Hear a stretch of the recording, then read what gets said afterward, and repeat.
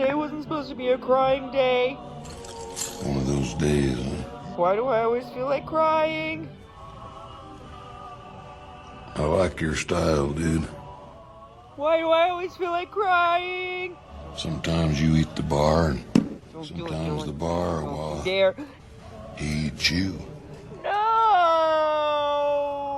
Come on. Okay, dude. Have it your way. Take her easy, dude.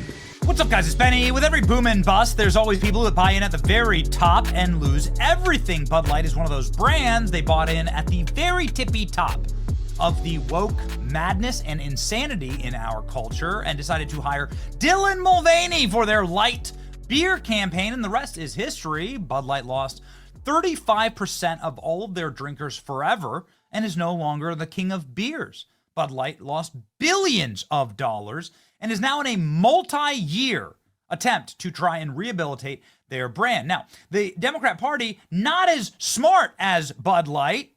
I mean, at least Bud Light's doing their best to like hire Shane Gillis, Peyton Manning, Post Malone, whatever, do ads with Dana White, sponsor the UFC. I mean, they're doing everything they can to distance themselves from Dylan Mulvaney. The Democrat Party, on the other hand, is embracing Dylan Mulvaney with a big hug. Chuck Schumer and Dylan Mulvaney, Chuck Schumer is the de facto leader of the Democrat Party, with Dylan Mulvaney just the other night. Ladies and gentlemen, here's Chuck Schumer and his wife.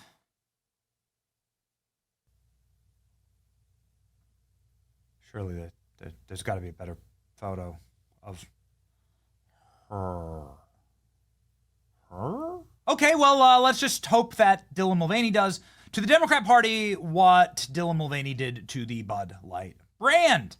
Dylan Mulvaney has been on a bit of a spiral recently with very strange appearances on TikTok, including sometimes sobbing. It wasn't supposed to be a crying day. Why do I always feel like crying? Why do I always feel like crying? Don't do it, Dylan. Don't you dare. No! Yeah, definitely very healthy behavior. Screaming. Pronouns are USA. My pronouns are USA. How about it? And also threatening the audience that Dylan Mulvaney has on TikTok. Almost over. Says user 9704035144775.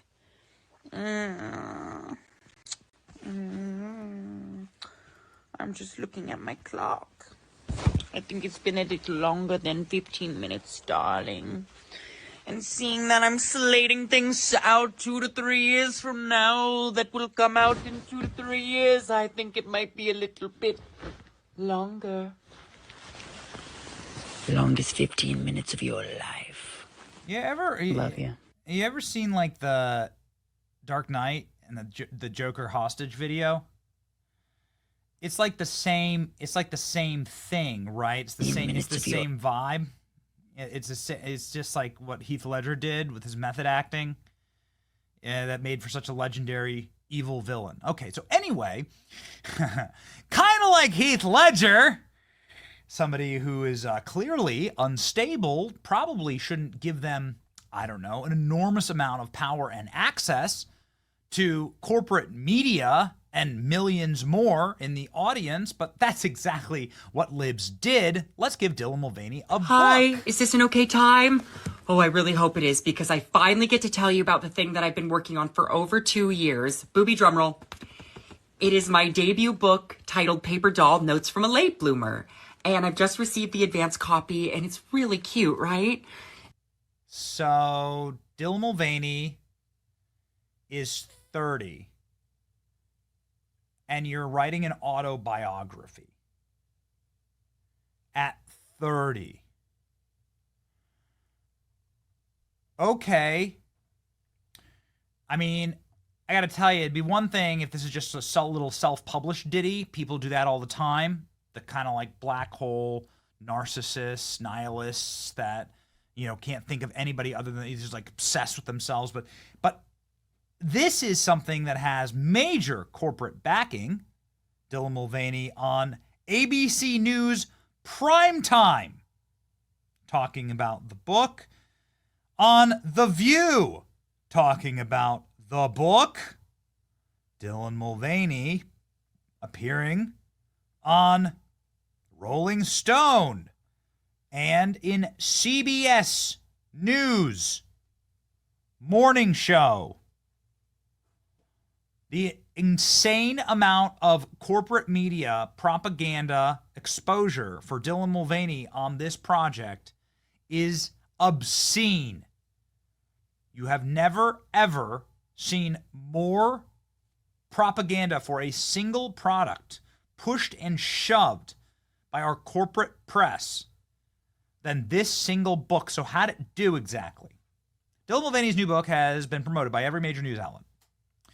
A widely publicized book tour for days, and the book was released yesterday, and now it sits at number 539 on Amazon. A humiliating, total flop.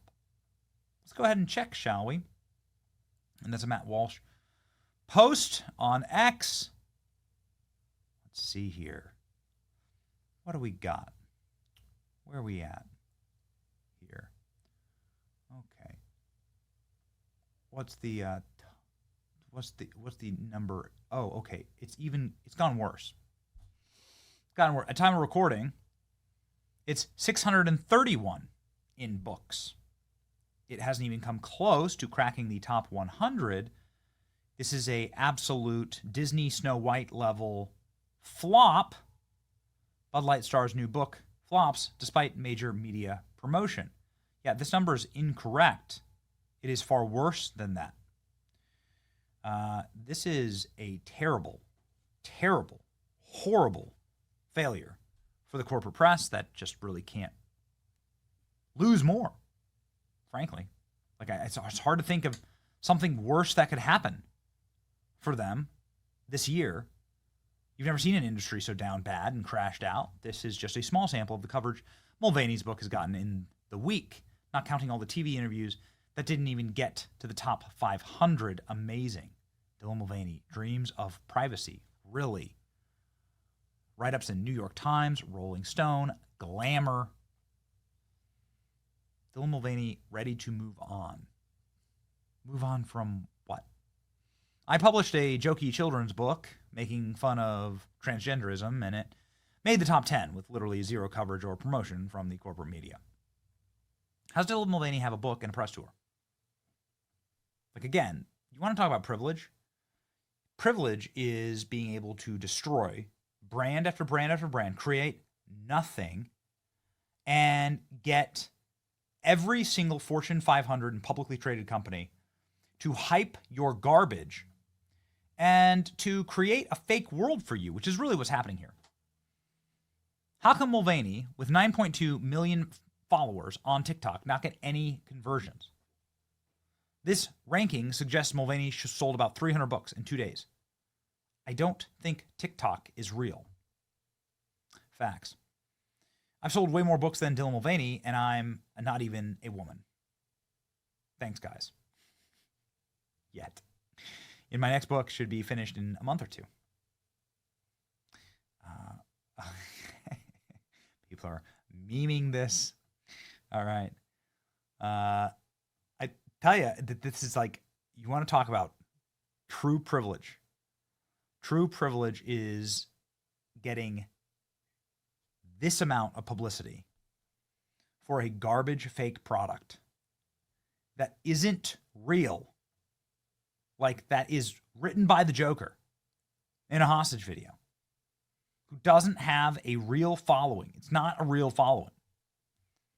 If you have 10 million subscribers, Dylan Mulvaney does, and you can't sell 300 books, that means your entire audience is fake.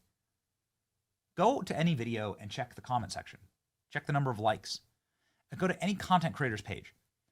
If the number of likes and the number of comments on the page don't reflect the number of followers, right? If it isn't a simple derivative of that, if there isn't a pretty easy delta jump from the number of followers, if you have somebody who has a page that has 100,000 followers and they get 5,000 likes on something. Well, that's kind of, you know, the algorithm only shows your content to a certain percentage of following.